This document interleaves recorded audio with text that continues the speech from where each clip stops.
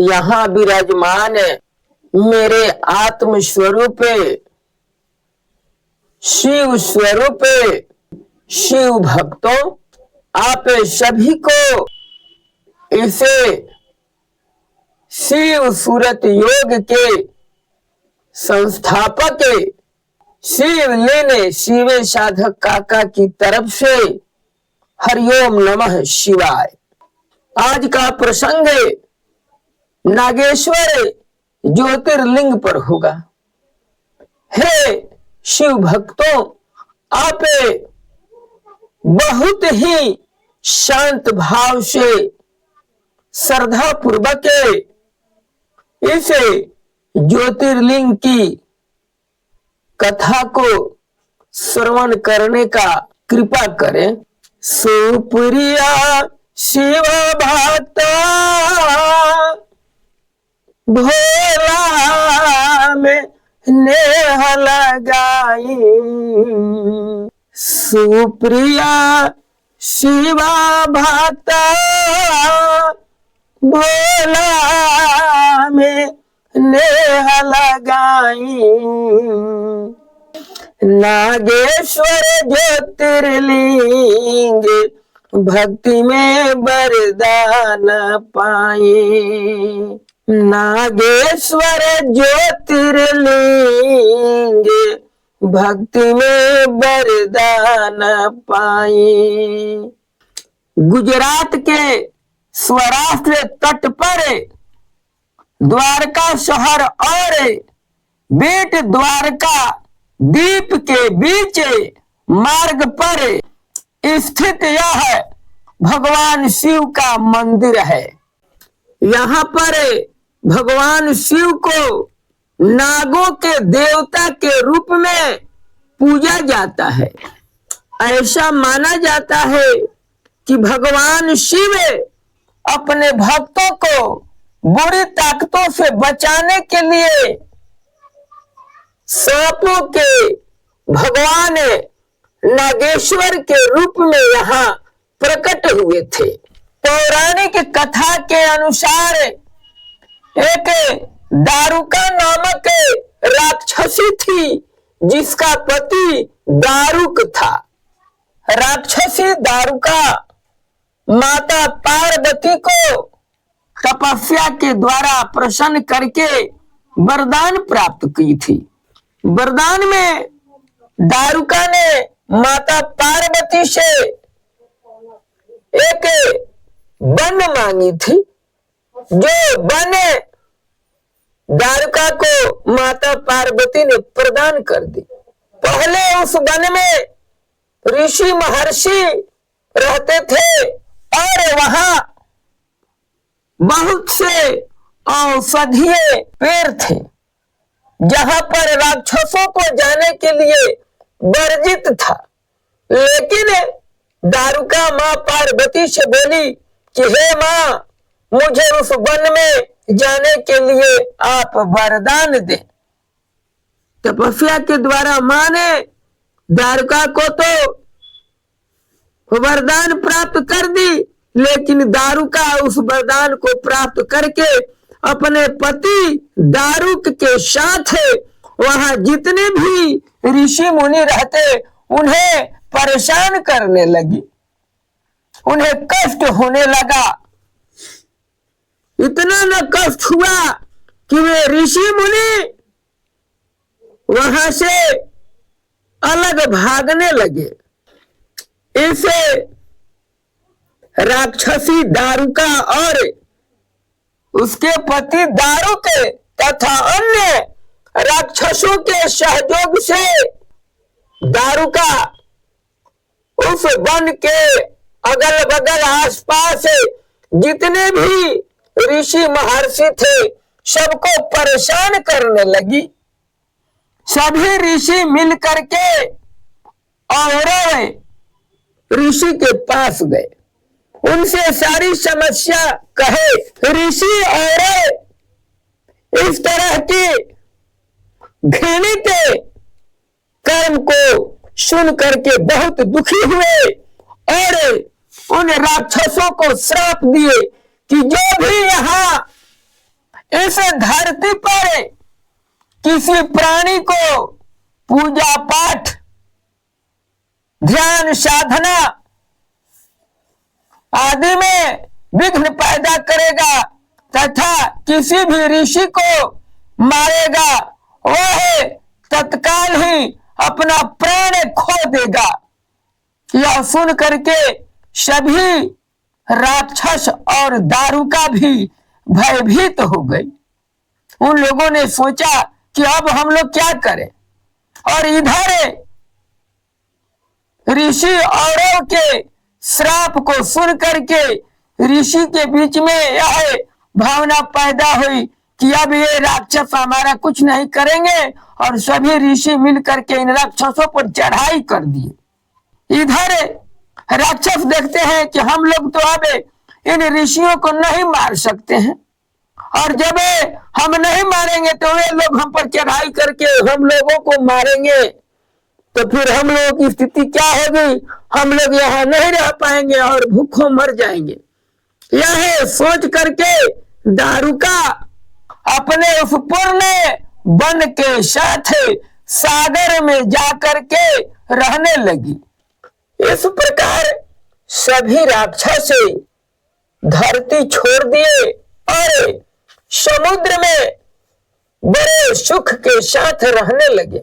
लेकिन वहां भी मानव जाति को परेशान करते रहे।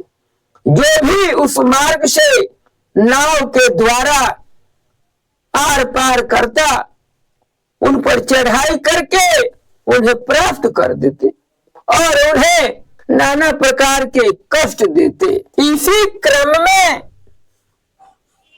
एक सुप्रिया नामक वैश्य जो व्यापारी का काम करता था, वह नाव के द्वारा उसी मार्ग से आ रहा था, जिस पर उसका कुछ सामान लगा था और उसके साथ कुछ लोग भी थे। उन्हें देख करके दारुका का पति दारुके उन पर चढ़ाई कर दिया, उनका सारा सामान ले लिया और उन्हें पकड़ करके बंदी बना लिया और उन्हें बंदी गृह में डाल दिया। सुप्रिया भगवान शिव के महान भक्त थे।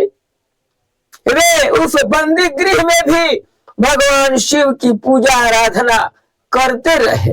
वैसे हो करके भी सुप्रिय भगवान शिव की भक्ति में इतना न लीन रहते थे, इतना न महान उनकी भक्ति थी कि अपनी भक्ति के बल पर वह भगवान शिव के सारे रहस्य को समझ लेते।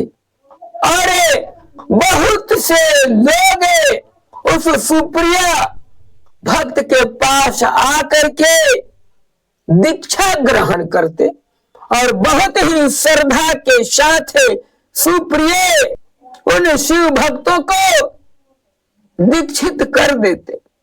दीक्षा प्राप्त करने के बाद सभी शिव भक्त धन्य धन्य हो जाते और उस बंदी गृह में पूरे समाज में वहां भगवान शिव का बोलबाला हो गया। यह सूचना दारुक को मिली। दारुक बहुत ही क्रोध के साथ वहां बंदी गृह में आया। आने के बाद देखता है कि सुप्रिया भगवान भोलेनाथ की भक्ति में लीन है, वह उनकी साधना में लीन है। यह देख करके बहुत क्रोधित हुआ और चिल्ला चिल्ला कर कहने लगा, सुप्रिया सावधान, मैं तेरा जान ले लूंगा। तू मेरे विरुद्ध कैसा कैसा षड्यंत्र करता है। लेकिन सुप्रिया तो भगवान शिव के भक्ति में लीन था, वह कुछ भी नहीं सुन पाया, उसके ऊपर कोई असर नहीं हुआ। दारुक समझ गया कि यह कट्टर शिव भक्त है, मेरे भय का इसके ऊपर कोई प्रभाव नहीं पड़ा। उसने अपने अनुचरों को आदेश दिया कि ऐसे शिव भक्त सुप्रिय को मार डालो। उसी समय सुप्रिय का ध्यान टूटा और वह फिर शिव के ध्यान में मग्न होकर कहा, हे विश्वात्मा, हे प्राणनाथ, हे शिव, इस संसार में आपके सिवा मेरा कोई नहीं प्रभु, आपके सिवा मेरा कोई नहीं। आप मेरी रक्षा करें प्रभु, आप मेरी रक्षा करें। यह सुन करके भगवान भोलेनाथ का हृदय द्रवित हो गया और तत्काल वहां भगवान शिव प्रकट हो गए। भगवान शिव के साथ वहां 4 दरवाजे का एक मंदिर भी प्रकट हुआ और उस मंदिर के बीच में ज्योतिर्लिंग प्रकाशित हुआ। यह देख करके शिव भक्त सुप्रिय महादेव की पूजा की और हृदय से बहुत खुश हुआ। भगवान भोलेनाथ बोले, हे सुप्रिया, मैं तुम पर बहुत खुश हूं, मुझसे वरदान मांगो। सुप्रिय कहा, हे महादेव, आप तो देवों के देव महादेव हैं, आप मेरे अंतःकरण में छिपी हुई भावनाओं को समझते हैं प्रभु, आप तो अंतर्यामी हैं, आपसे क्या छिपा हुआ है। लेकिन मैं यही चाहता हूं प्रभु कि आप इन राक्षसों का नाश कर दे और अपने ज्योतिर्स्वरूप में इस स्थान पर उपस्थित रहे प्रभु। आप ज्योतिर्स्वरूप में इस स्थान पर स्थापित हो जाए। भगवान भोलेनाथ सुप्रिय की वाणी को सुन करके स्वीकार किए और उसी स्थान पर स्थापित हो गए। इस तरह यह ज्योतिर्लिंग स्वरूप भगवान शिव यहाँ नागेश्वर ज्योतिर्लिंग कहलाए। इस समय भगवान शिव के सभी परिवार के सदस्य यहाँ उपस्थित थे। जो भक्त इस नागेश्वर ज्योतिर्लिंग का पूजन और दर्शन करता है वह भक्त परम पद को प्राप्त कर लेता है। इसी के साथ मैं अपने वाणी को विराम देता हूं। प्रेम से बोलिए शंकर भगवान की जय, मैया पार्वती की जय, भक्त और भगवान की जय। तुलसी, गंगा, गाय, भारत माता और सनातन धर्म की जय। हरिओम नमः शिवाय।